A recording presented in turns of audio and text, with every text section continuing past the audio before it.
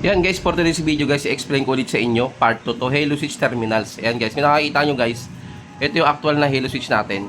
Ito guys, dinrawing ko siya para medyo mas maintindihan nyo ng konti. Yan guys, yung red wire nya, ayan yung positive. Yung black wire nya, ito yung negative. Yung blue wire nya, ayan yung normally closed. Yung green wire nya, ayan yung normally open. Then yung yellow wire nya, ayan yung common. So ito na sila guys, ito yung actual guys. Ayan. Madalas kasi guys, ginagamit to guys, switch sa mga termination ng mga wiring ng mga alarm. So ngayon guys, papakita ko sa inyo guys. Ang madalas kasi ginagamit dito guys, ito tatlong wire. Itong common, ibig sabihin nito guys, itong common, nakalink to sa normally closed tsaka normally open.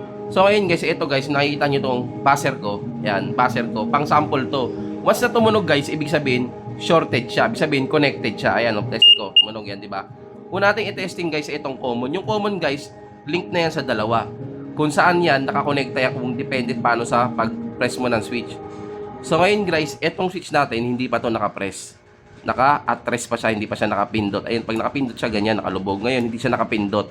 So ngayon guys, ibig sabihin yan guys, pag ganyan ang mode niya, yung wiring na yan guys, check natin. Ha?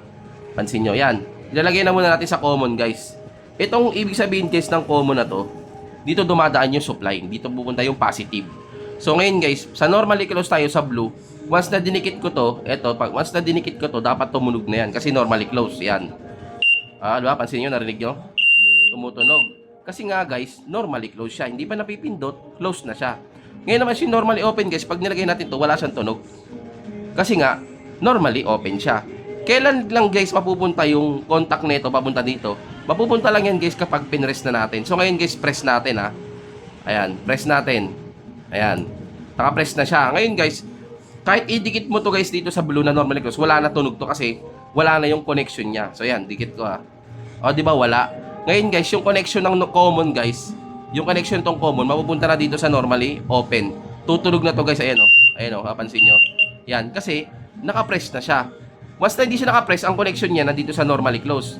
Pero pag naka-press na siya, ang connection ng common mapupunta na sa normally open sa green. So yun guys, ito lang mabilisang explanation ko sa inyo kung paano gumana to. Kasi guys, maraming pinagagamitan tong Halo Switch to. Iba-ibang sistema ng wiring sa pagkakabit ng mga busina, mini driving, gamit na gamit to. So ngayon guys, ito naman dalawang wire, indicator lang to ng ilaw. Pwede mo siya ilagay sa accessory wire, tas ground, na para pag nakabukas motor mo, nakikita mo to kung saan mo siya ipe-press. Kasi yung karamihan to, tinatago to sa mga gilid-gilid ng mga pairings sa harapan.